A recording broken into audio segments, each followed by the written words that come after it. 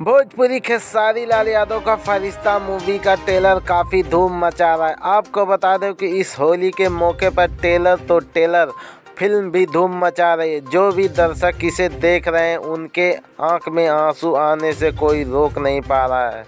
और बता दें कि फरिश्ता फिल्म का आकार भोजपुरी फिल्म जगत में एक नया जगह बनाने वाला। इस फिल्म में मर्मरिक बातों को ध्यान में रखते हुए प्रयास किया गया था। कहानी में पागल बनने के लिए खेसारी लाल यादव को काफ़ी मेहनत करना पड़ा।